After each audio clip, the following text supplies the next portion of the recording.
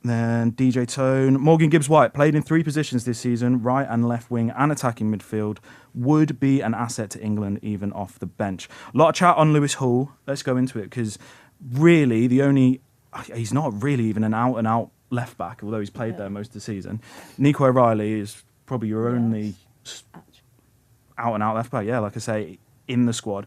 Lewis Hall was in a lot of people's starting 11s. The debate was whether it would be O'Reilly or Lewis Hall. Lewis Hall isn't even in the squad. What do we think? Can I spin that a little bit? Go for it. Because we're talking about, say, Lewis Hall not being in the squad. What about Luke Shaw? Yeah. Luke Shaw has been around for England's last tournaments, and he's played every game for United this year. Yeah. But it's like, it's fine. It doesn't matter. You know what I mean? He's a left back playing left back in the Premier League.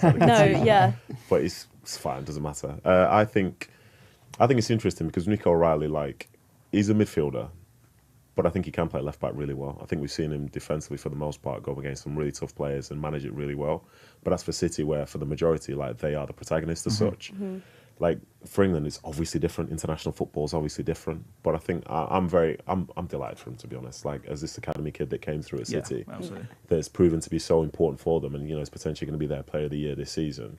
It's a reward for a great season. I think Tuchel sees and trusts his versatility as well. And if, for example, England are going to play with a winger high and left on the side, maybe Nico O'Reilly could be someone that is comfortable coming inside, being in that midfield area and trying to help the team from that side of things. I get that. But then also, Lewis Hall, for me, when he's playing, he's one of the best left backs in the country, not just an English left back. So it's weird that he's not made the squad at all. Same way, for example, with Luke Shaw. But again, I can't wait for the tournament to start so we can truly see Tuchel's vision. Yeah, this is what I was thinking. I want to understand his reasoning behind. I can't wait for either a press conference or something, just to, get into it. Brutally honest, true. Great plug from you, because just after this, you can watch Tuchel speak about the England squad. He will be giving a news conference afterwards, so we will get Thomas Tuchel giving his reasons as to why he's picked these players. I want to pick up on a point you made about versatility. It seems like a lot of these defenders have been picked because they can play a multitude of positions. Is that beneficial in a tournament, or should we be picking players in their position? It's a fantastic question, my friend. It's a fantastic question. And I think it just depends, for Tuchel, who they're playing against and what he thinks their strengths and weaknesses are. Because you can have a back four that's very much set in terms of this is my position and so on. But within games, you kind of want to be able to make changes. Say, for example, in my opinion anyway, if England were playing and a game stretched and need to go to a back three, you need to have players that can work in a back three. If for some reason they're under the cosh and need to go to a back five, can they go to a back five? Someone's had to come off injured. You're not looking at the bench thinking, well, this guy might not be ready. So can we, there's so many ways to do whatever he wants to do. And with that comes some game changes as well. And I do like the versatility, because those players that we're speaking of, I think at times it feels like an insult to say they're just versatile, because Ezri Konsa is a great centre-half, and I think he can be really good at right-back as well when the manager wants him to play a certain way. Nico O'Reilly can play there. Reece James can play right-back. He can play a centre-back, can play in midfield.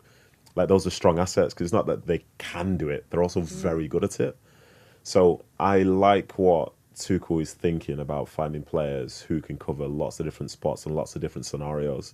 Because, I don't know, maybe I'm sort of projecting here, but there have been times gone by where with England, you see they almost feel like they're left wanting in terms of understanding how to deal with certain scenarios, whereas now the options they're not unlimited, but I think they're probably going to be more than some of the opposition that they'll play against. But do you not think, though, with all this versatility, it doesn't really create continuity, which probably is beneficial for these tournaments? Possibly, but then the continuity can come in from the personnel.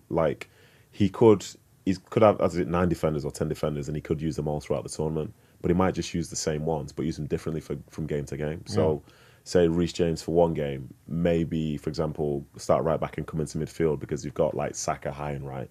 But then you might play somebody off the right, say a Rodgers, who will come inside more. So now Reece James is bombing up the wing more. So it's the same, sort of with the players, it's the same players, but it's done kind of differently. And also, they're just very, very good. And these situations, it's a small period of time in the grand scheme of things. And they'll know exactly what's required from the manager. And again, they're one of the favourites for the tournament. I know it's always a weird thing to say as such, but they're one of the favourites for a reason, because the talent's certainly there, isn't it? But tapping into, obviously, your experience as a player, when you go through a lot of tactical changes, say, for example, there's going to be a short window in between each games, how easy / tough is it to be able to adapt to constant changes tactically when in club level you're so used to how you play, and then you're going into an England camp and one game you could play this system, but another you could play another. I think realistically, for me anyway, the system changes that Tuchel might make will probably be a lot more subtle than we give credit for, because I think at times we think about things being this or that, but most of the time it's kind of the same thing. It's like, how does it look in possession, how does it look out of possession, how do the opposition play, and so on. And I think, in fairness, with England, for as mad as it may sound, for most of the teams that they'll play, England will be the ones whose style of play will dictate the game more so than the opposition. And the changes as such won't be that stark. I think all the players from this point forward will have an idea of like who they'll be playing against, how they expect the team to play, and so on. But Tuchel and other successful sides that is built around like how we play, you know, and the players will understand it. They'll understand the tweaks, because even for their club sides, there are tweaks, you know, in terms of whether you press higher, press more of a medium block, you know, whether you're trying to funnel the ball out wide and so on. But the players are ready. Like, we're talking about some of the best in the world, you know what I mean? Yeah. So if Tuchel says today we're going to focus on getting out wide, great. But then this time we're going to make it more narrow. Like, these players aren't just talented. Tactically, they're brilliant as well. Yeah. And that's why they've been selected, I think. Next one in the chat that everyone's talking about is Djed Spence. So we've got... Is it Djed Spence hate here, or is this positive? No, there's a bit of both, actually. Bit of Collector UK says Spence is a great selection. Watch him shine this tournament. We've also got from Tricky, Djed Spence, broken jaw. How has he made the squad? This is obviously very recently, broken jaw. The thinking is he will play with a mask at this tournament. Okay. I don't know how much that really comes into selection. But are we shocked at Djed Spence being included, or the fact he is versatile? You can take the lead on this one. Yeah, I'm surprised by it. Like, the jaw injury, I don't know why you'd want... I don't know. So very surprised by him being in the squad. I think... I'm not surprised per se, because I think he is the best one-on-one defender. Really? In terms of the fullbacks. I think I've seen raised eyebrows, but I think... Who do you think? I just don't think Djed Spence... I would have Reece James over... No, I'm not saying Djed Spence to start, but what I'm saying 1v1 defending. 1v1 defending, he is probably the best from both sides. So I understand in that regard. If you're holding off on a lead and you need to take Reece James off, you can rely on Djed Spence to be that one-on-one defender when you're coming against potentially your Lamine Yamals, your Ousmane Dembélés, etc. Look, it is a big shift in quality. However, he is probably the most reliant in terms of defensive ability, because we are talking about your Trents, your Lewis Halls, who are fantastic going forward. Lewis Hall's great defensively as well, but we don't have anyone. Now we've got Djed Spence, who can bring that defensive solidity from the flanks, in my opinion. If we're talking about form, though... Yeah. If we look Are we talking about form? But that's it. We're seeing with the squad. Is this squad picked on form or not? Because if the argument for no Palmer or no Foden is, well, they've not been in form. But I think Tuchel's picked the squad in terms of how he sees each player tactically. I don't think, regardless of how good they've been in the season, like, for example, Harry Maguire's been great for United, I think Tuchel's looking at it going, these players can fit my system tactically, regardless of how good they've been for the club. I know if I can mould them and coach them during the summer camp into what I want to do, then I will excel in terms of progressing into the later stages. Is it how you two would pick a squad?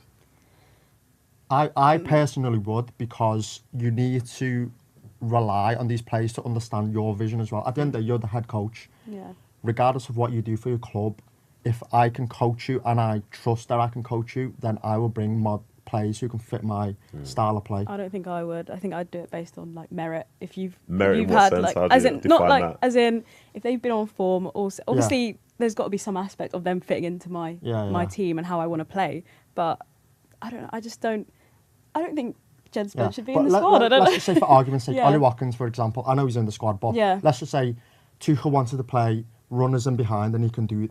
I mean, he didn't want to play runners in behind. He will never do it. He wants to be compact, have Harry Kane dropping in, and he would never change that system regardless. Would you bring Ollie Watkins if you're never going to utilise his strengths? Yeah, okay. So in terms of that, like, I understand, obviously, picking on form and stuff, because you need to go into a competition playing the best that you can do. But from a tactical point of view, if none of the players kind of fit your style of play, why would you bring them? That's what I think anyway. Yeah, well, that's why I feel like it needs to be a bit of a balance there. And yeah, I think that Djed Spence isn't the only player in that squad where it would have been like, oh, it's questionable, like why is he chosen, whether it's form or what. So I really don't know. Yeah. I think that the Djed Spence thing is interesting because like I'm with you in some ways about his 1v1 defending, but I'm thinking about that from like a sort of negative conservative standpoint about how a game's going, which then is something which I think about doing off the bench. I think personally, for as good as Djed Spence is, I don't think England win a World Cup with him starting. Yeah. But I think in certain scenarios which England could face, I think Djed Spence can absolutely like make a difference. But then it's that whole thing about the squad, and you'll have a starting 11. You probably have 5 or 6 players who will be used as subs. Then there'll be a bunch of players who will essentially just be training for 6 weeks. So, but could he be brought in for that those training sessions where your Sakas, your who are the wingers that have been brought in? Madueke's in there as well. Has Rashford been called off? Rashford's in there. And so for example, in training situations where they're coming up against one of the best one-on-one defenders in order to prepare them for the later stages. You taking Djed Spence as a coach? Yeah, but it's like Jordan Henderson. Sounds like it. Does Jordan Henderson really play any minutes? Probably not, but he's there to be utilised and in the dressing room and things. In fairness to Djed Spence as well, where I think he's probably different to some of those other players is like he's obviously a fullback, but you could put him on either side. Yeah. You know what I mean? Like he has no preference in terms of versatility. And plus, with how big the squad is, you can have cheerleaders and coaches. Moves us on nicely. James in the chat. Jordan Henderson again, man. He's good for morale. Take a ping pong table and some Uno cards. Don't waste the space. This is what I was trying to say. You've clearly not seen people fight about ping pong and say, you know what I mean? So that's wrong. You missed out there. Someone else in the chat. Henderson pick is just 100% wrong. Henderson taking someone else's place in the squad is ridiculous. I presume that person's place is probably your likes of like an Adam Wharton or someone like that. Would we have wanted to see an Adam Wharton in there? I would say yeah. I would, in terms of his technical ability and being able to play those progressive passes through the line. And I don't think the play profiles you have in that midfield can really do that. And especially if Tuchel and England want to dominate the ball against your bigger teams as well, he can provide that. So I'm kind of surprised. It shouldn't be in replacement of Jordan Henderson, though. I must say that. So you would have wanted to see them together, yeah. I would want Henderson and Wharton in the squad. Together.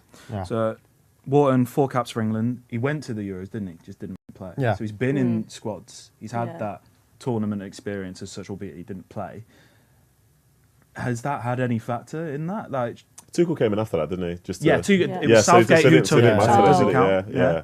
I don't think it matters now. I think the way that you were describing him, like I think Adam Wharton feels different to a lot of those other midfielders. But that is a good thing and a bad thing. Because for Tuchel, he probably doesn't want to feel something different like that. I think his skill set in terms of how he can break up the game, but then so many progressive passes, create so many chances for the team.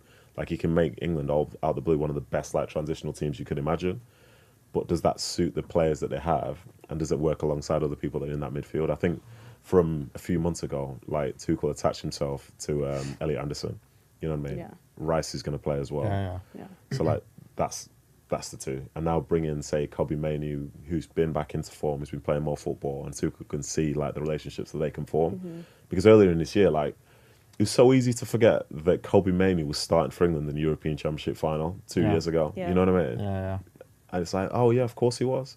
So he's got that experience. He's been there. He's been playing better football. And I think his style of play complements all those other people in that midfield area. So then when it comes back down to Jordan, again, does Jordan expect to start? Absolutely not. Is Jordan going to be ready to be playing? Absolutely he will. Will the style of play that he has suit those people in there should he come on? I think probably more so than a Wharton. And yes, it's a big call to bring in someone else like that. But again, there's a group of people that probably won't be playing. And how do you manage yourself around the place at that time? But again, I reveal my bias. Jordan's my friend. All right. So everything I said, please take with at least a pinch of salt. Honesty is the best policy. I know, I'm trying to get ahead of it. We've put a poll on the YouTube chat. So which exclusion shocked you the most? Highest on the list was Harry Maguire with 45%, and Cole Palmer at 30%. Some other omissions. Can I say, by the way, the Harry Maguire thing, like, we're talking about him being like out of the squad, but how many people, if he were to do a poll, do you reckon would have said they wanted him to start at the World Cup? I agree with that. I think he was going as a backup centre. Yeah, I feel like there's different. There's like a big divide between the two. Tuchel came out earlier this year or last year saying he's the 5th choice regardless. And now, obviously, he's been dropped down to 6 or 7. So he wasn't really in his plans anyway from the get-go. So it shouldn't be really surprising in terms of not being included. But I understand why people may want him, especially in terms of like how the Premier League has gone in terms of like physicality, set pieces. That's what I was saying. He could have been beneficial in both boxes. And especially going into tournaments, you may need a set piece to win you a game. Yeah. He could probably bring that aerial threat in order to win you a last game. Minute goal. He does. He saved United so many times. No, he saved us. No, but I didn't expect him to start. No, I'm going to be honest, guys. Didn't expect him to start, but I did. Yeah. For what then? If you didn't expect him to start, why does it matter that he's in the squad or not? Because I feel like you just, for those last minute, Harry Maguire's not a sub though. He's never been a sub. I think he should be in the squad. No, I get what you're saying. That's fair. We've got more in the chat as well. There's a lot of love for Harry Maguire. I will say good. That. We'll go over to the website live text. We've got some few more omissions. Here we go. Key omission for me is Jarrod Bowen being consistently in and out now at the expense of Madueke. Why is no one talking about that? That's from Tom. Talking about it now. There we go. Do you want to do Jarrod Bowen now? Go for it. No, I was saying generally, but I think it's a good point because Jarrod Bowen is a starter week in, week out in the Premier League, and for West Ham, like they might still, they might not, but if they do, he would have been a big part of that. Yeah. And like I think he's got more experience than Madueke as well playing for England. So again, you sort of wonder what Tuchel's thing is choosing Madueke over Bowen, provided that was one of the comparisons as such. And I think he'd be right to be disappointed because he could offer something significant for England, and he's played tons of games. I think he played the last Euros as well, didn't he? He's come on off the bench there. I think he did. I feel like he's been involved. So yeah, I don't know, because Madueke to me is obviously very good, but at times for us it feels like he's a backup to Saka. Yeah. You know what I mean? Whereas Bowen's very inconsistent. Very inconsistent. Like he's a great ball progressor, but so is Jarrod Bowen. And he can bring you a threat in the box as well, score goals. We've seen Jarrod Bowen play up front as well for West Ham, alluding to the Ivan Toney point. If you brought in Jarrod Bowen, he could have been the striker, third choice striker as well. To be fair, I did forget about Jarrod Bowen's name, as we all did, but I think he should have went. I think one thing for me from today, or these last 2 days, with all these leaks and so on, you realise how deep English talent actually is. You forget, don't 100%, you? Yeah. Like it's a 26-player squad, and we're talking about 10 players who could very easily have made the squad. Whereas in years gone by, like, you know what I mean? You knew exactly what the squad was going to be, and anyone else on the outside is like, man. Well, another name to show the depth was, I was hoping Alex Scott of Bournemouth would make a late run. That's from Steve in the live text. I thought it was too soon for Alex Scott to play in this, but it goes to show you the depth that England have in that midfield. Curtis Jones. And then no, that's so toxic. It goes to show the depth. So toxic. Sam, you better than that. Curtis Jones is a unique profile as well. He can also fill in at right back. We've seen at Liverpool, progressive and stuff. He would have been my wild card, but evident by your reaction, I'll probably change my name now. You know, it was funny as well. You mentioned Alex Scott. So when England won the 21 championships last year, I think it was last year. Yeah. So it was Alex Scott and Elliot Henderson in the midfield. And the two of them were just as important for the 21s that year. And then all of a sudden, Tuchel says, Elliot Henderson, you're my guy. And he is the guy 100%. Yeah. While Alex Scott's played the same amount of minutes and could probably work within that side. Yeah. Again, just shows profile of player, because the two of them are very similar in terms of their importance for their clubs. But like I say, Elliot Henderson's the guy, isn't he? It is weird in that regard that Elliot Henderson has had so much spotlight on him, despite the fact how well Bournemouth are doing. Alex Scott's name doesn't really get mentioned in general conversation and headlines and things, despite how well he's been. But Elliot Henderson playing for Nottingham Forest, being lower down the table, is grabbing all the headlines. So quite surprised in that regard. Controversy. He's called controversy there, by the way. No, you have. I think it's because he's linked to United. That's why. There we go. When you're a big club, you're a big club. Here we go. I'm joking. More in the chat, Mr. Arazak. Too many players being selected just because of their name and the team they play for. No more under Thomas Tuchel. I don't agree with that comment, because if that was the case, then Foden, your Palmers. So was he saying the opposite? I think he's saying, You were saying the opposite in the end, wasn't he? Yeah, pretty much. It's just the way you read it out. It's like I know. Pulled us in. I was like, I was thinking, what? Similar line though. Collector UK. Tuchel is doing what England fans wanted Southgate to do, but he never had the bottle. Can I just say, by the way, I know lots of people don't like Gareth Southgate, but I'm gonna give this one context from a club standpoint, yeah. Sometimes with club football or just football in general, all you need to do is give yourself a chance to be one game away from lifting silverware, yeah. And then when that silverware is lifted, the journey to get there no longer matters, yeah. And for as much as Gareth Southgate can be criticised heavily, England played in 2 European Championship finals. One of them they lost on penalties, yeah. And in hindsight, we say, oh, I should have just done this, should have just done that. They lost on penalties. And then to initially side that since decided to boycott World Cup for the last 4 times. And then the next one playing against Spain, who are the favourite for this World Cup now. I think it's some one stage, was it not 1-1? Have I made that up? Yeah, Cole Palmer scored, didn't he? Goal, yeah. Cole Palmer, who's not even made the squad, by the way. Like, to have the opportunity to play for that title is something which we've, I believe, started to take for granted. Yeah. I think some of the stuff that Gareth Southgate did to allow the team to get to there is great, and obviously it didn't work out, but to almost tarnish him like he was no good.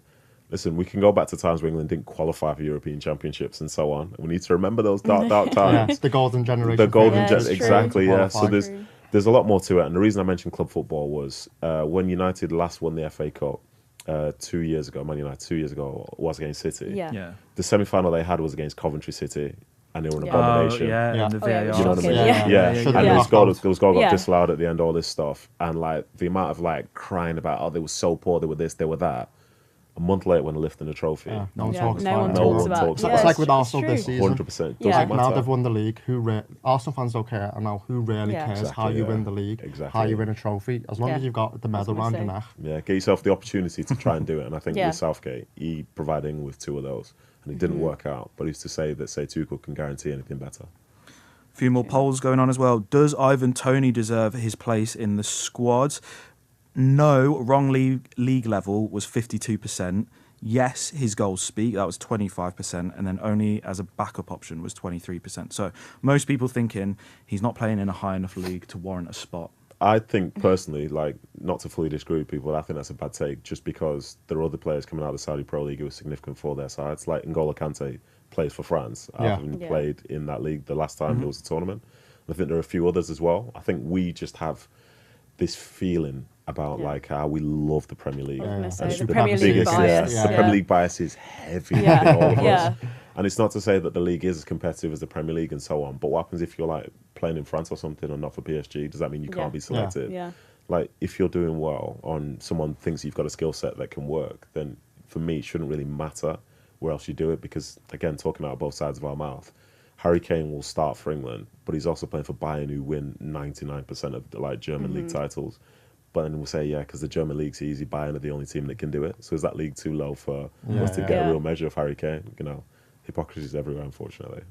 It's true. 32 goals as well. I said it earlier, but he's had an impressive season. It's not like he's out of form. Yeah. He's, but the only thing it's is, just the connotation around that league Saudi and stuff, league, which naturally will happen. But like I was alluding to, though, we've seen Jarell Bowen scoring goals as well. If you put him in that situation, could he score 30 odd? He probably could as well. So that's probably where the arguments are coming as well. My one for Toney as well is he's not been in a Tuchel squad since the Senegal friendlies in, I think it was like June. Last one which they lost as well. That's At Forest, wasn't it? Yeah. So that's the last squad he was part of. Do you think that matters if you've not played in or trained in a single camp with this manager, with those other players? Does that come into the... So I'll let you guys leave. Yeah, I think so. I alluded to my points of the tactical profiles you need.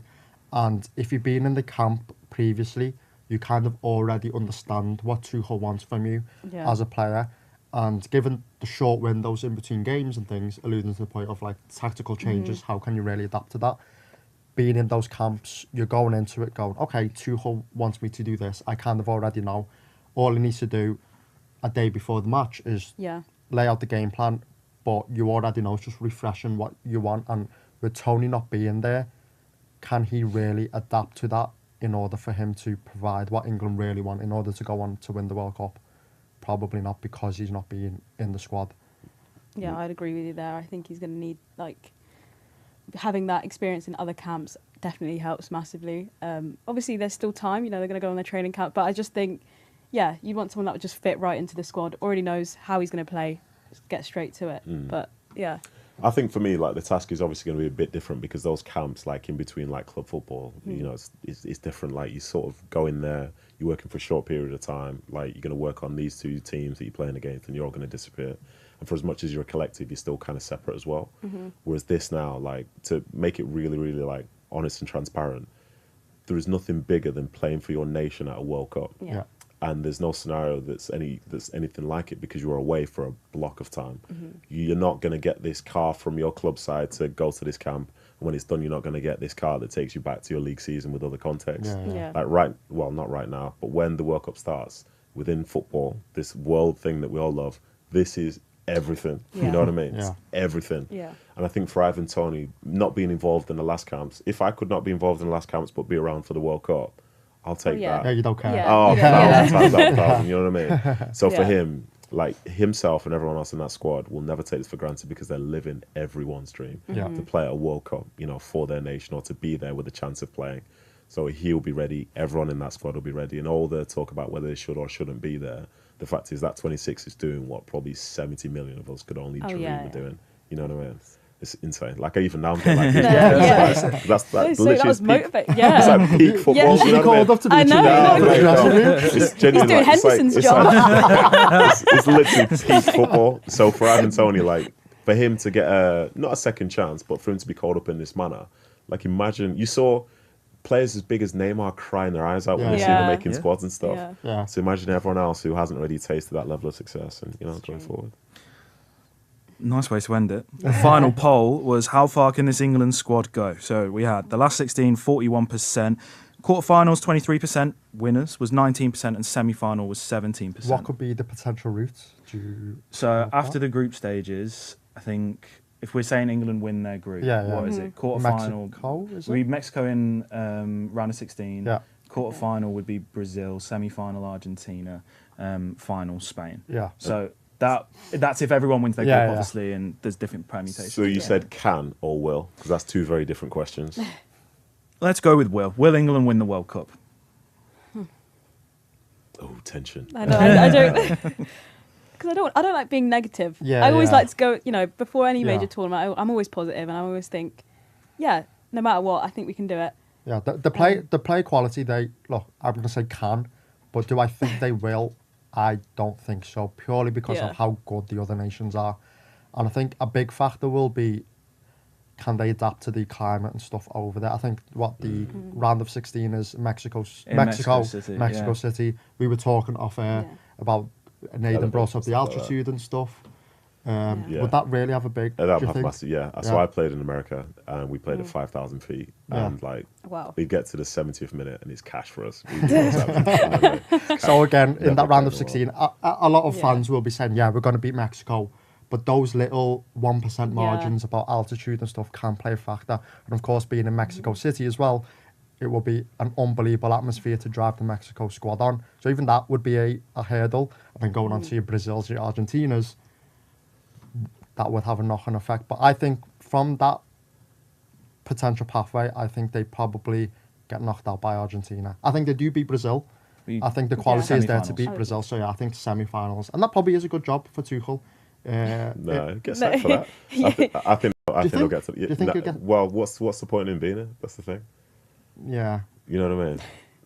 But then who would you want as a replacement if he were to? I'm just saying, like, he was brought in because people started saying, he's a cup specialist, he's this, he's a winner, he's going to do this, do that. Like, it wasn't to get to the later rounds because England have done that before. Yeah. So I think they make it to the final. Then from there, it's just a toss-up to see how that game goes. But it's a conservative answer. That's Listen, I said they're making it to the final, so you know what I mean? It's a strong answer if you think about it. Right, guys, thank you very much for joining us. That's the England squad announcement for the 2026 World Cup in. A reminder of the headlines. No Palmer, no Foden, Ivan Toney in, Djed Spence in as well. We'll have all England games across BBC TV, BBC iPlayer, BBC website, BBC Sound. You can get it right across the plethora of BBC apps. If you are new here on the BBC Football YouTube channel, please subscribe, turn the notifications on. We'll have a whole host of YouTube content coming your way across the tournament. But for now, thank you very much for joining us.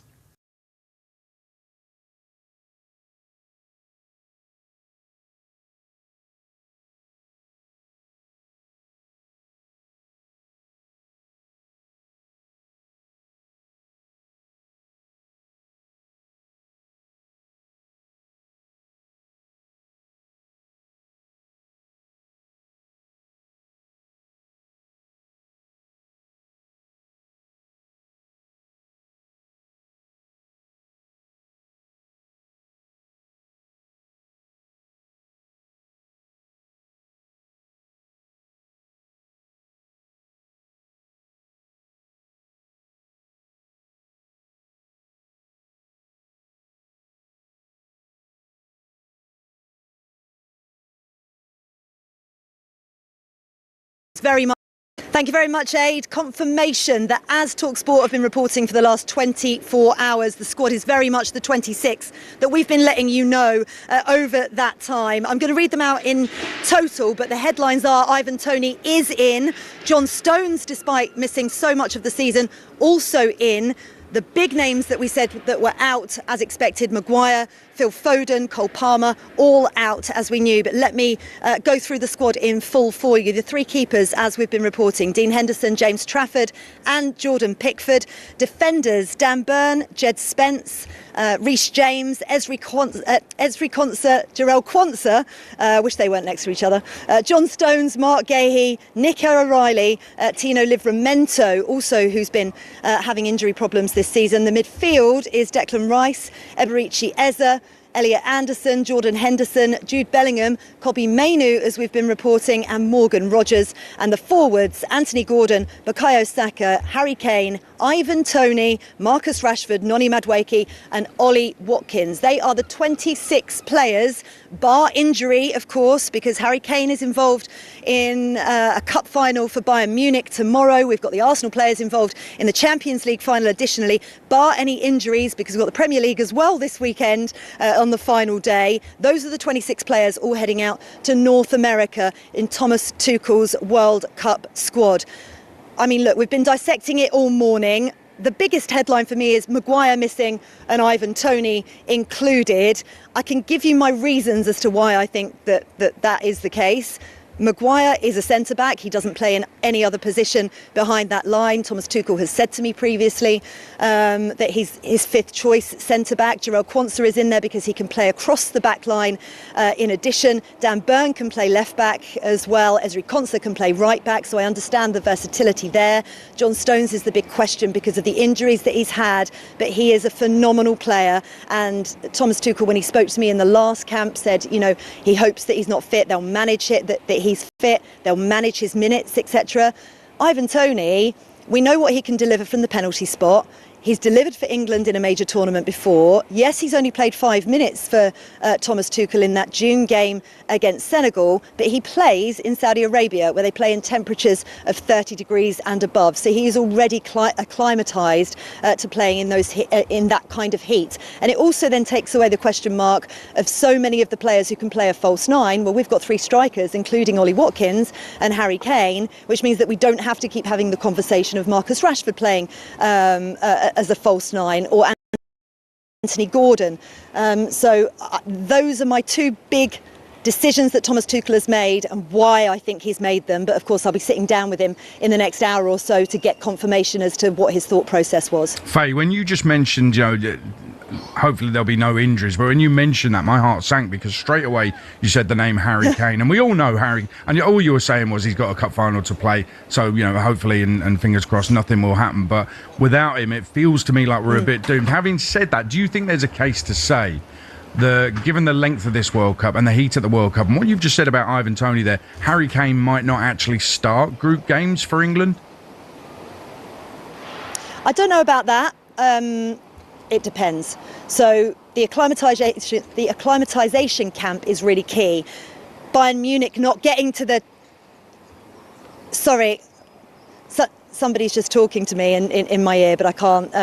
what I was trying to say was Harry Kane, basically, if he starts, it's all about the acclimatisation. That's what I was saying. Champions League is really important. So Bayern Munich not getting to the Champions League final gives Harry Kane more time out in Florida, where they're acclimatising to the intense temperatures that they're going to have to deal with in the World Cup. He is going to be able to have that prep camp that he may not have done, which some of the Arsenal players aren't going to have because they're in the Champions League final, which is really key. So actually I do think that Harry Kane will start group games. We've seen that before, but he will have to manage his minutes for sure.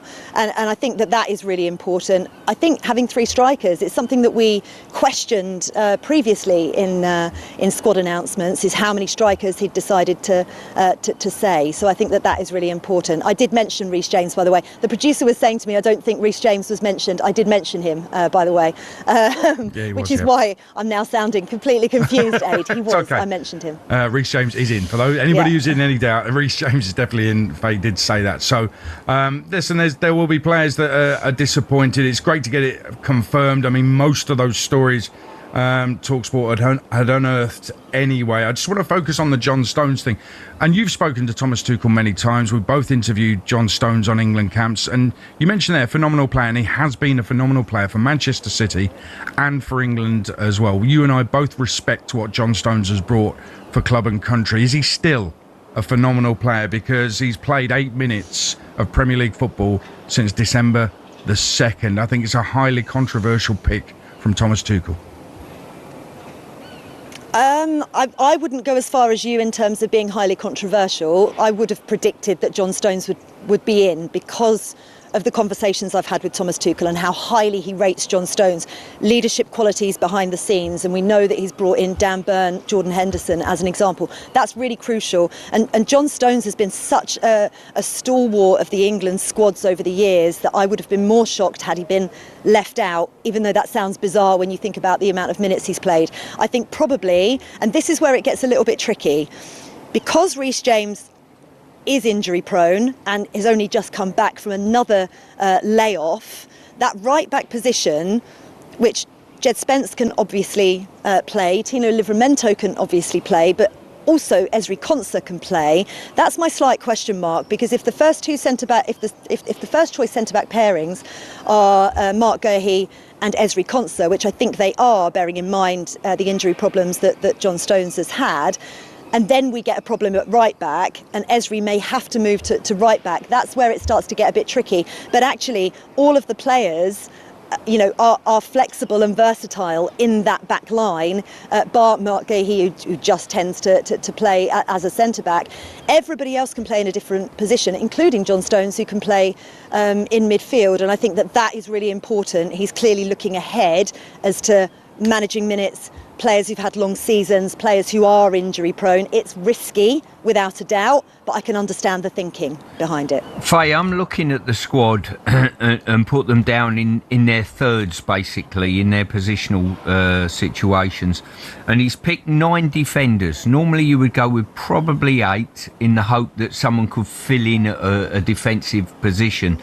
I think the fact that because he's got question marks on fitness with Stones, with James, and maybe even Livramento thrown into that with his injury record, I think that is what's cost the likes of Cole Palmer a place in this squad. I really do. The fact that he's got to safeguard his back line, so he's picked 9 players there. That's how I'm seeing this. And one of the players, normally what you say, you put more players in your team that can get you a goal to win you a game. Defensively, you can probably mix and match, maybe.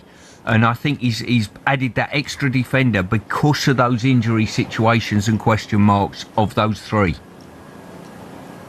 Yeah, I think you're exactly right with that. And, if it's Cole Palmer, who was next on the list, is the player that's missed out, then, that is a shame, because he is a maverick. We know what he can bring, but we just haven't seen it enough. What I do like about Cole Palmer is he has played in these temperatures out in the US. He did it last year and won the FIFA Club World Cup. So for me, that's why I perhaps would have included Palmer, but you can't look at his form over this season, and perhaps that's because of the exertions of the Club World Cup that he has then broken down on numerous occasions. He's had a problem with his groin that just does not seem to go away. It recurs quite a lot, so perhaps not worth the risk. And we always talk about defence winning tournaments, and yet some of the question marks are that why are we taking an extra defender? Well, if defences win tournaments, then it makes sense to take the extra defender. Then you've got Nico O'Reilly, who can drift into midfield anyway. So you do have some of those defensive players who are attacking minded. Reece James also attacking minded down the right hand side. So, again, I think you could put a different 26 together and make an argument for every single player included or excluded. And I think what you have to do is look at the balance, look at the context, and this is why Thomas Tuchel and his team have come to a lot of these decisions. I also wanted to mention that the heat training that they did back in June in that camp that we went to in Spain, and they will have stats on all of the players and who did well under exertion in those kind of temperatures, and that's going to be really key for both for the warm-up camp and then as soon as they get to Kansas, and they will know the kind of players that are able to cope in those kind of temperatures and still, you know, deliver the level of performance that you're going to need in what is going to be, without the 2 warm-up games, 8 games in 33 days in, you know, quite differing temperatures across North America. And I think that will have played into a lot of their thinking as they've compiled this 26 as well. I just want to ask you about leadership, because we've talked about Dan Burn being part of the leadership group and being well respected by the others. So even if not playing, he will be a huge part of the squad. Jordan Henderson, exactly the same. Rarely will he, I don't think he will start for England, probably never again in his career, but plays the odds substitute appearance, few minutes here and there at the end of games. How important, you've spoken to Thomas Tuchel a lot about this, how important are these leadership figures? You know, because some are saying they should be there in a coaching capacity rather than playing capacity, taking up a vital squad place. I think that's disrespectful, because they're playing in the Premier League, these players. Jordan Henderson plays for Brentford, Dan Burn plays for Newcastle, John Stones plays for Manchester City. They are so important. I think everybody who I've spoken to within the England setup with regard to Euro 2024 in Germany highlighted how missed Jordan Henderson was behind the scenes. I don't think you can underestimate how important having players like that keep everybody grounded, that are the conduit between, you know, the different groups of players, although they are very united.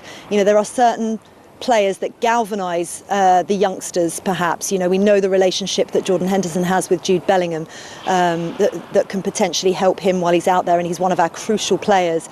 You know, I think it's really easy as players age in particular, and perhaps lose their legs ever so slightly, but they're still operating at the highest level in the Premier League, and yet we're still suggesting that they shouldn't be playing for England. Well, they've got both aspects there. They play for Brentford, have done brilliant things this season. Newcastle perhaps undersold themselves this season, but you know, these are players that play at the highest level week in, week out, and they've now done it for England, and Jordan Henderson has done it for England for many years. So I actually think they are very important, and there are certain players that if they don't in a squad, and Stu will attest to this, some players can't cope with not getting any minutes in a major tournament. Others, and you know, we always cite Conor Coady as a perfect example of that, for example. Some players are so vital because they don't kick off if they're not involved, because in training they're vital in pushing their teammates who are going to go then and deliver on the training pitch. You know, these players are just as important as the starting 11 that go out there and the 5 substitutes that come on to try and win the game.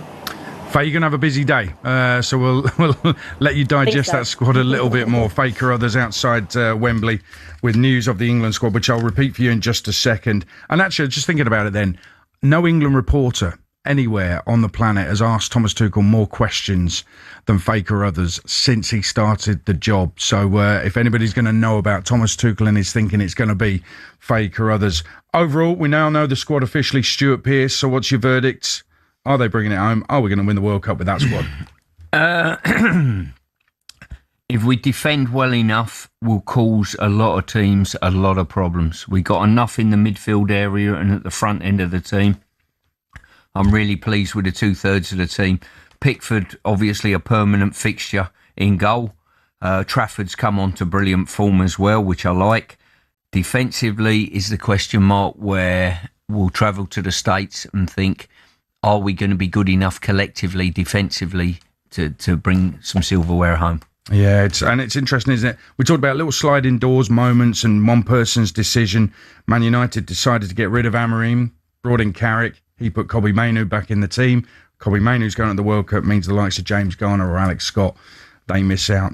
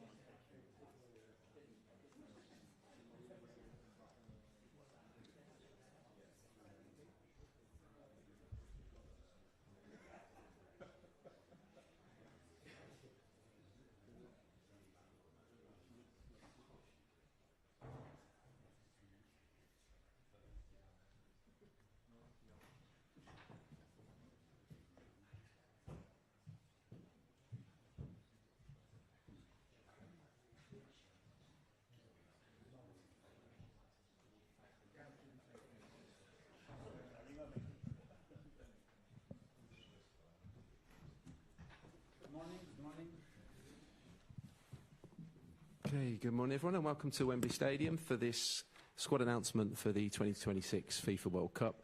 Before we get underway, Thomas will begin with a few opening remarks and then we'll throw it open to 2 questions per person. Yeah, good morning everyone. Thanks for coming, and of course you saw our squad selection for the World Cup, which is an exciting day for me and I think for everyone selected. I think from day one we were very clear that we are trying to select and build the best possible team, which is not necessarily to select and collect the 26 most talented players. Teams win championships, it's as simple as that. And what we are trying to achieve in summer can only be achieved as a team. That in mind, we chose a very balanced squad.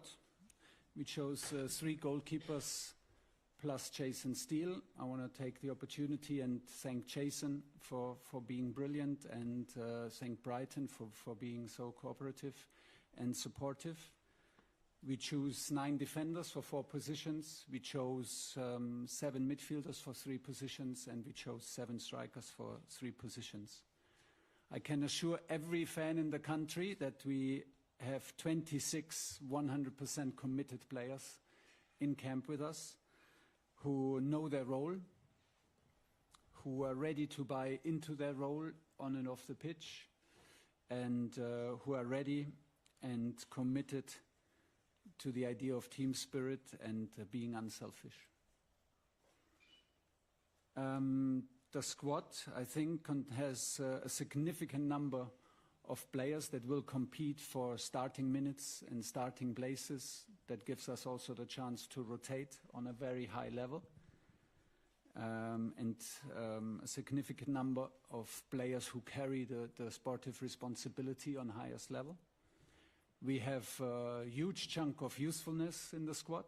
We have 6 players who won titles with the under-21s.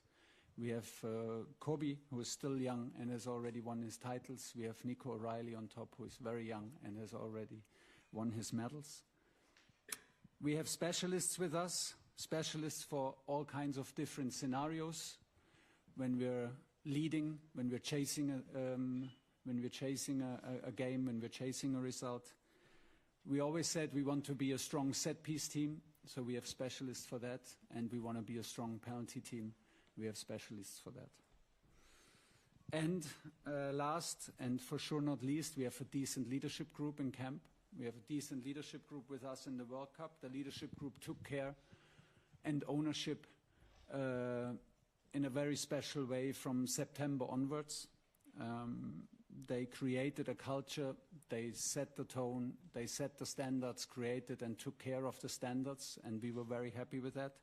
And that is why the majority of this team and that this majority of the selection is from the players who were with us in September, October and November. It's important for me to say that I am very grateful to all players who helped us qualify, to all players who had sometimes only 1 of 6 camps with us. Very grateful. And I tried to show my respect and my appreciation for what they have done in telling them in personal phone calls in the last 3 days about my decision. So I called every player that was at least once with us personally to tell them my decision, even if it was a painful decision or it was a disappointing message. We believe that it has to be delivered from me. I will not go into details, of course, but I tried to explain and explain my decision and try to express my appreciation and respect for the player. Okay. No more questions? Good. Hundreds. Hundreds. Yeah. Thomas, nice to see you, and thanks for explaining that. That's very helpful. You've surprised us again. I want to start with perhaps what we thought was the biggest surprise, and that's Ivan Toney's inclusion. He's played a total of 7 minutes of international football in your 16 months in charge. He wasn't on a lot of people's radar, and yet here he is in your World Cup squad. Yeah. Can you explain that to us? Also a bit of a surprise to us. But Like I said, when it came down to all different kinds of scenarios, he was back in the picture. I had fantastic feedback from his coach, from his club coach, who was my player, and I have a close connection with him. I had always fantastic feedback about his role there, about his ability, about his fitness. We could see that he still collects the numbers.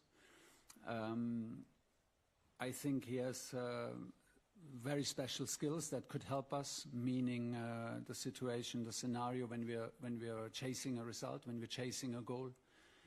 I think he can be a very valuable addition to Harry Kane. He can be a presence in the box when we're pushing for a goal.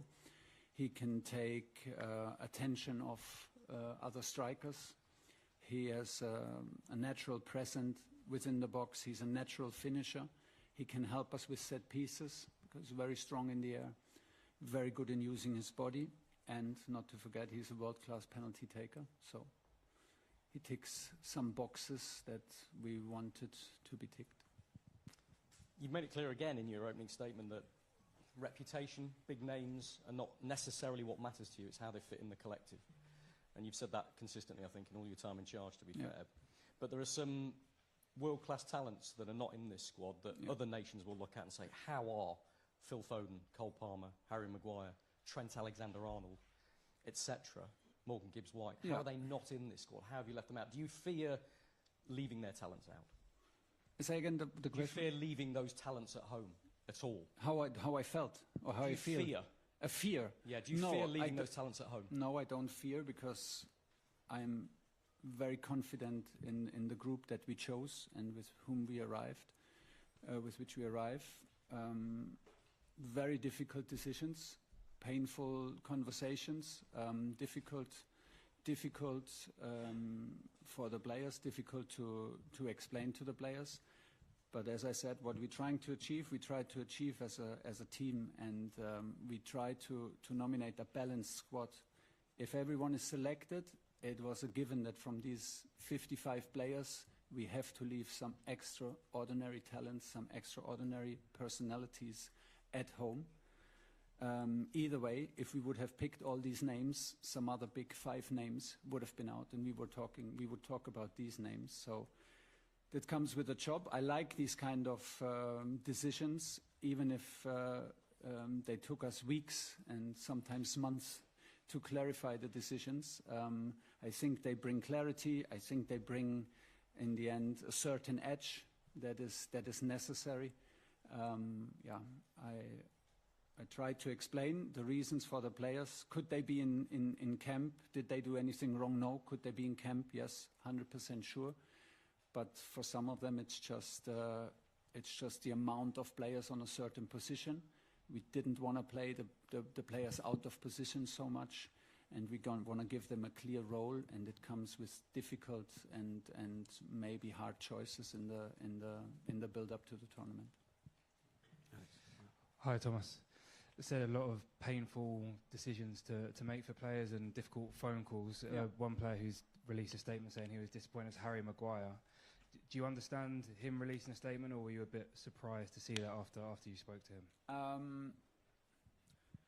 I was a bit surprised, but I respect his personality a lot. I respect his quality a lot. He had an outstanding season. I can see the disappointment. I can see the reason behind the disappointment. Still, I was a bit surprised because we had a private conversation, and he had the chance to express his feelings, which he did, and this is fair enough, because I can see all the reasons why he could be in the squad. But the decision is that we stood firmly with our central defenders that carried us through September, October, November. Some of them are part of a leadership group that took ownership and set the standards high, and we just it was a decision for these 23, for these 26 players, even if it feels that it's against individuals. Hi, Thomas. Can you confirm, please, the makeup of the leadership group and how you came to make those decisions with regard to the identity of those players? Just a quick. How I decided who's in the leadership group? Yeah.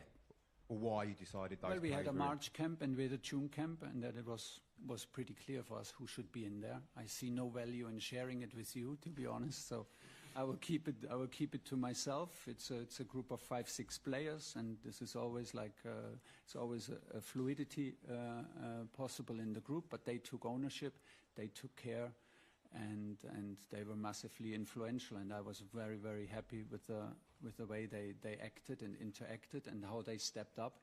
So there is no need to change that. And just a quick one: will you be inviting any extra players for the Florida camp to make up for the Arsenal players and Dean Henderson missing out because of their commitments at club level? Yeah, I think Dino is not an issue because we have Jason Steele in camp, so we can start with 3 goalkeepers and later we have 4. But yeah, we will take some young players out who will train with us and keep the squad in the size that we need. That we have all the possibilities also for the 2 friendly matches to take care about the minutes and the load of the players. So this will be Alex Scott is confirmed, Rio Ngumoa is confirmed, and Josh King, and there will be 1 more player which we cannot name because it's not confirmed yet. But I'm happy that these guys are with us, especially Alex, who was even on the list of 55 and had a kind of a disappointing phone call as well that he didn't make the first cut. But the reaction of him was outstanding, the commitment, the wish to be in pre-camp and to just be a step closer to the team was not even a question for him, and this showed me his character and his spirit. So I'm delighted that he's with us because it was a close call and gets a chance to take a step closer and to get a cap. Carrie. Thomas, a big day for you. I know how much you love your players, so I know it's been a really tough 48 hours, but you were brought in here to make tough decisions. You're a winner, 60 years of hurt now. What makes you believe that you can win this World Cup? I heard recently a quote from Rafa Nadal, who said, "I'm not a winner, I'm a competitor, I'm a challenger," and that is basically how I arrive in the US for this tournament. I'm hungry, I arrive with hunger, I arrive with excitement, and I arrive as a competitor and as a challenger. And I think that is the role for us as a team. That is how I want the team to play. This is how I want the team to develop, and this is why we picked that squad, and that's why I'm so sure that we picked the right squad. It is about building a brotherhood. It is about building excitement and a certain energy, and then I feel that we can transmit this to our fans who are either in the stadium or back here in England pushing. And once we get this energy right, everything is possible. So we said it very early. We will try to go all the way. We will try to win this tournament, but it's very, very quickly. It just makes no sense to try and digest the whole cake at once. We will chunk it up. We will try to have the best possible pre-camp, have a little break in between, and then go to Kansas, switch locations, and go into the tunnel to start the group phase. Where there is no doubt in quality is Morgan Rogers and Jude Bellingham. Some people will see that as a problem in terms of selection. How do you prepare to handle a very nice problem? I think they're just 2 of the names who are potential starters on the same position.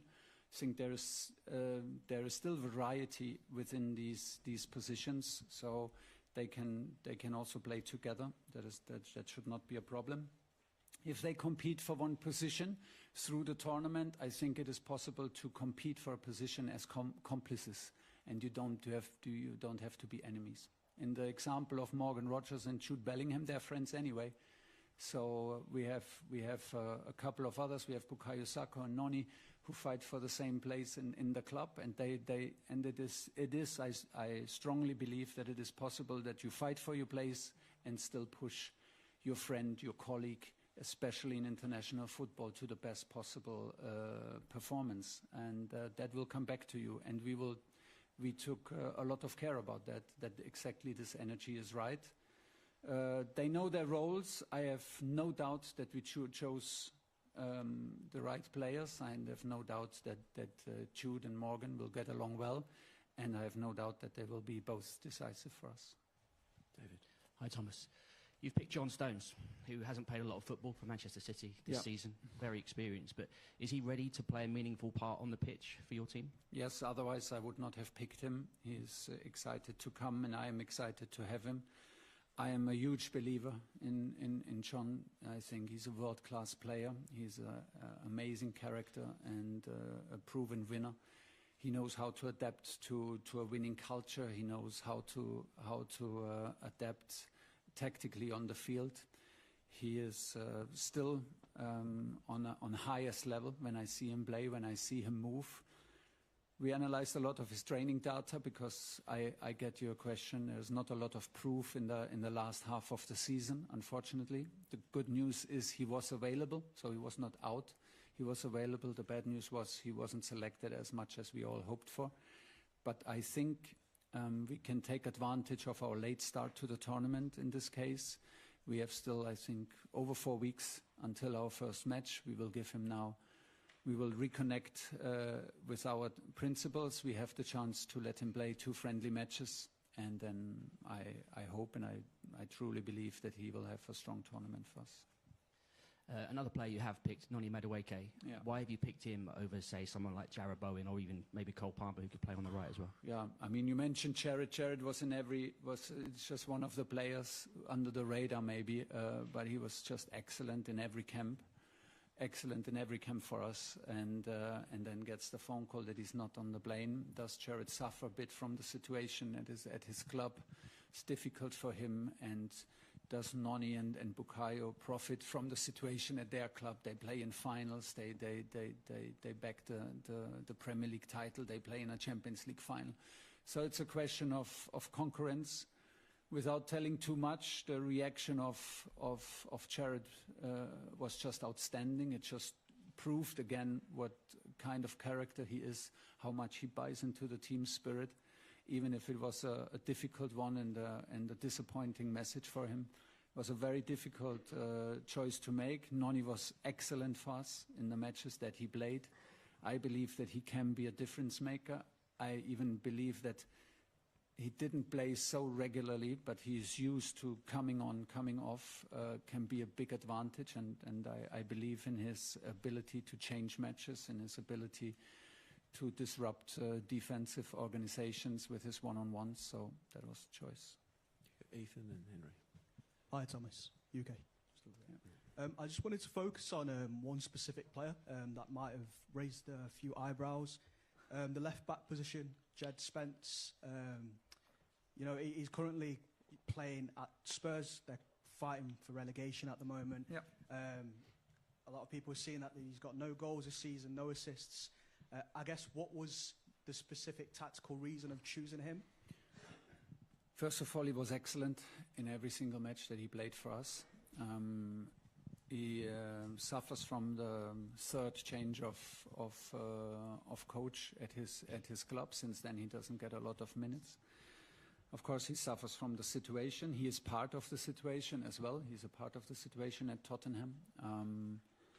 He brings something to the group that we don't have in his profile. I think he loves defending. He's the fastest player in our squad, and he loves to defend one-on-ones. And that is just a characteristic that I would say makes him a standout fullback for us and a bit of a special fullback for us. He can, on top of that, play both sides.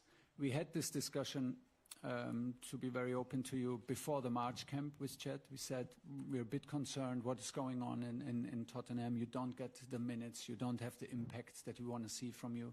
If you come here in March, you have to prove yourself again, which he honestly did, because both of our fullbacks, Tino and Djed, were just excellent against Uruguay.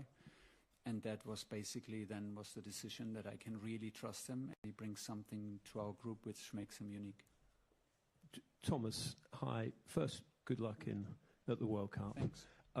Secondly, you say that teams win championships and that it's not about the most talented players, but the history of the World Cup, it's Messi, it's Mbappe, it's Ronaldo, Romario, Zidane. Good. I mean, these are individuals who've won World Cups. How do you balance that? I think we have these names, and hopefully we have one name in the end of it that says like he carried the team or he had the decisive moments. I think we have world-class players within our ranks. We have big names, but everyone, like I said, is committed to buy into the idea as a team, is ready to be selfless, and we have proof of that, and that's why I feel very confident. And I agree with you. It seems like the big names are around, but if I look at our squad, I see some big names who can have all the headlines if we go all the way. Hi, Thomas. Hi. You mentioned squad rotation earlier, and I just wondered how important is it to you that as many players as possible get minutes particularly in the group stages? Is that something that's a priority? I'm not so. Ideally, yes. But once we're in group stage, I will maybe adapt and change my mind, or adapt to the way of rotating. I mean, the challenge is clear. It will be hot. It will be humid.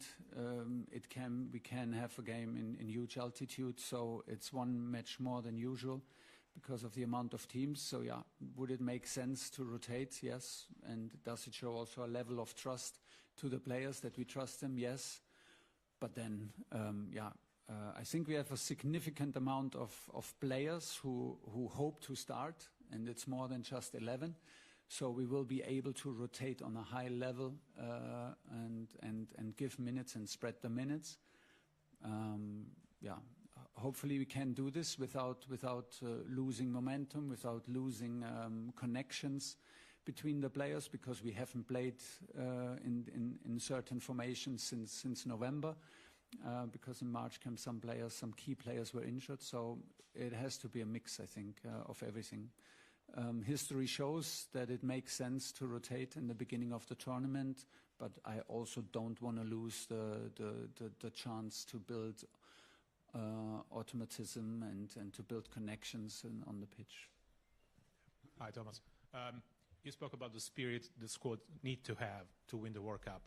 I was wondering how much of the spirit is already there, in your opinion, and how much you'll have to build it during the camp. When I see the 26 reactions in the last 3 days to my phone call, then I think the spirit is there. It was amazing to see. I wish everyone could have seen what it means to the players, the joy, the emotion, to get this phone call, even of players where you could think, oh, well, he should be sure that he's on the plane. What it means to them, it would be nice to share it, actually.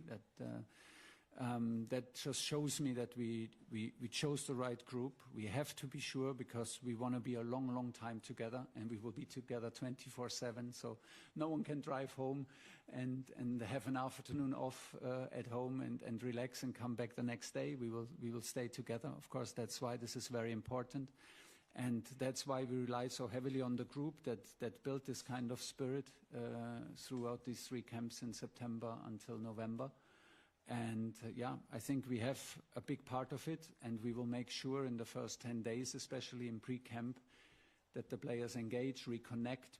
They will have the freedom and the opportunity to reconnect off the pitch to make it a special summer for us. You say the goal is clear to win the World Cup.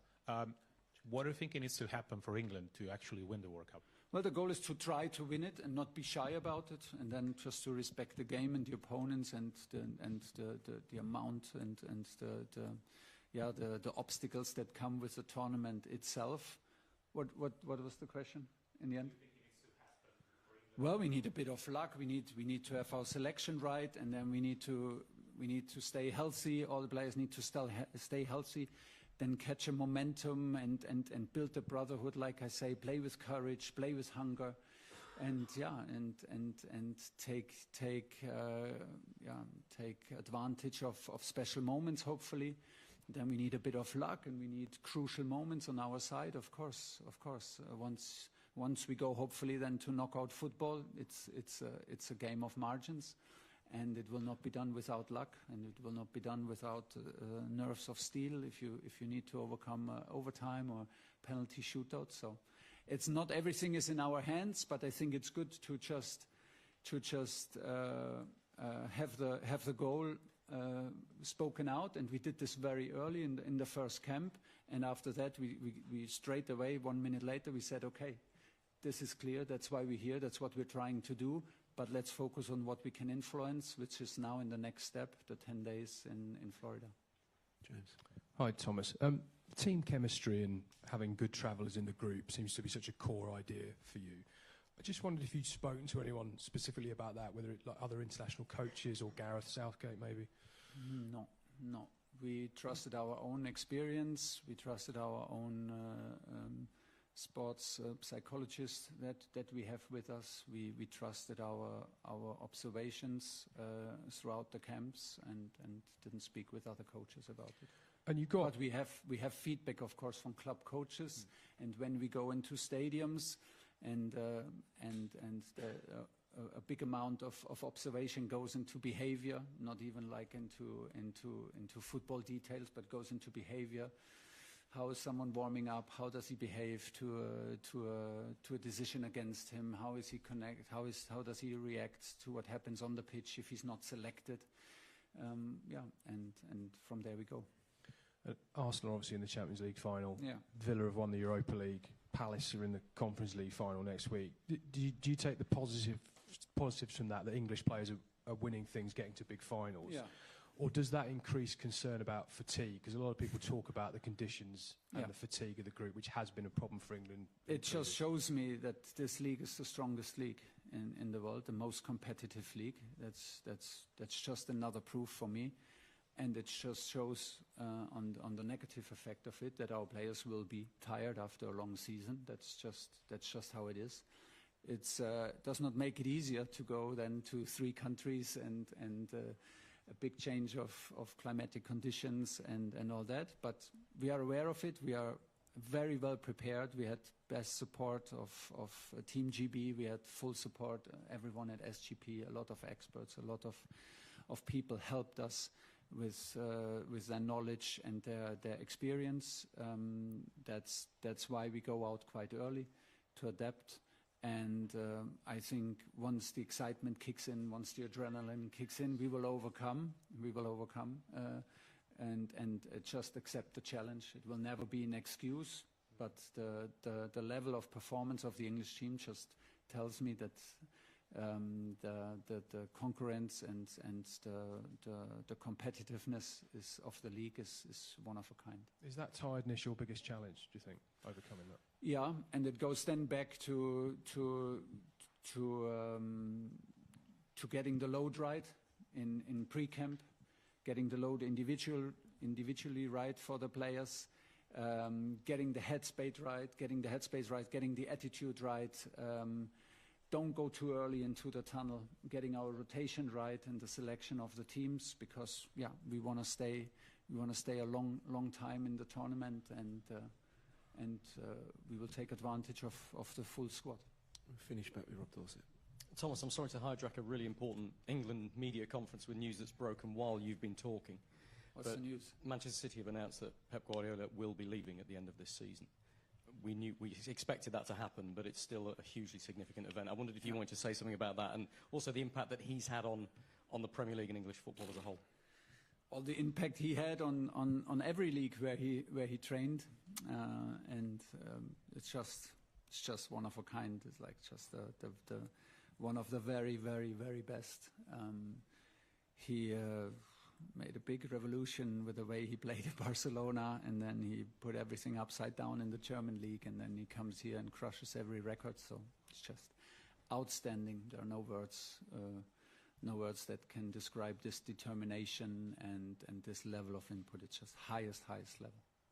And finally, this is a bit left field, but I wanted to ask you about the collaboration you had with the Beatles in announcing this squad, because it seemed significant that you chose the song "Come Together" as well, after all you've been talking about. I was not involved in that. I saw it now today for the first time. I loved it. Good idea, and thank you for that. Okay, everyone. Thanks for your time.